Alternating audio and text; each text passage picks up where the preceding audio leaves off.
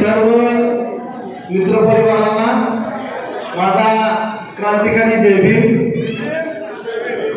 आज माझ्या वाढदिवसाच्या निमित्तानं आज या ठिकाणी संपूर्ण सातारा जिल्ह्यामधून शहरामधून माझ्यावर प्रेम करणारे, मला नेहमी पाठबळ देणारे, माझ्या सामाजिक राजकीय कामामध्ये माझ्या सोबत राहणारे, माझ्या प्रत्येक अडचणीमध्ये मला तू लढ आणि तुमच्या पाठीशी आहे अशी साथ देणारे सर्व या ठिकाणी माझे मित्र परिवार उपस्थित आहेत। मी सर्वांचं या ठिकाणी मनापासून आभार व्यक्त करतो।